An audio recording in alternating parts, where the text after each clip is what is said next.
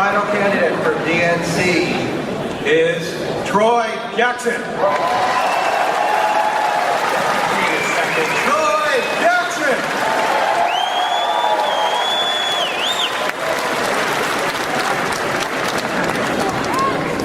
Well, thank you, everyone. It's a real honor to be here. I do want to thank you for your support for DNC. I want to tell you that I've had the good fortune of running unopposed, but I still take it as something that you have to work for, and I really want to do the best I can at this job. I got to say that I got issues with the DNC.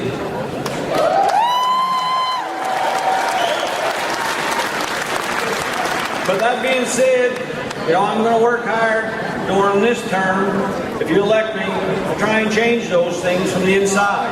That's why I want to work, I want to get elected again. But that being said, one of the things I'd really like to talk to you about is something that we don't hear as much. I mean, we've heard about it, but we haven't heard as much about it. And it's actually the minimum wage campaign that's going to go on in this summer and this fall. Because, ladies and gentlemen, I served 12 years in the Maine legislature, 10 of it on the Labor Committee, which had jurisdiction over minimum wage. And that issue has come up time and time again. And I've seen the faces of the lobbyists time and time again who fought to make sure that not even a quarter was given to single moms, elderly people, people that needed it the most. Every time they were there to push back against giving just a quarter of these people year after year. So what did the people do? Just like he's hearing with this DNC superdelegate stuff, the people had to do something to change it because they didn't feel the legislature was giving them what they needed. So they went out and got a referendum, and now it's coming up in the ballot in November, and it's going to put minimum wage out there. The people that haven't had a raise in over 8 years are going to get a chance.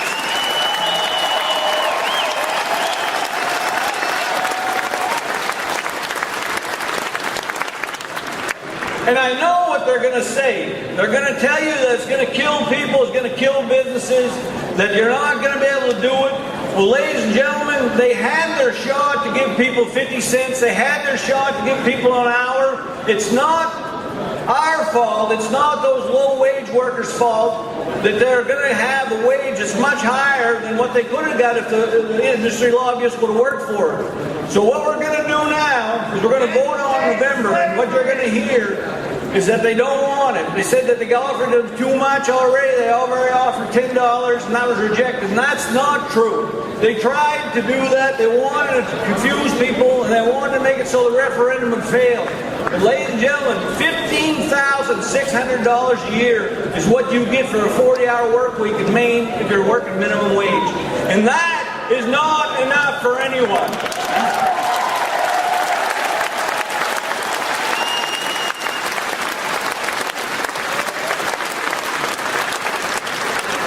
I know this is unorthodox, but I think it's important enough to bring it up that we have to get out and work for this referendum coming up in November. There's a group of people, Mainers for a fair wage. They're going to be asking for your support. You're going to have to push back against all the crap that they're going to try and do because the lobby has got the money to put the advertisements, put the newspaper clippings in. And on the other side, who do you have? You have poor people. You have people that don't have enough to get by. They don't have enough to put the oil in the tank.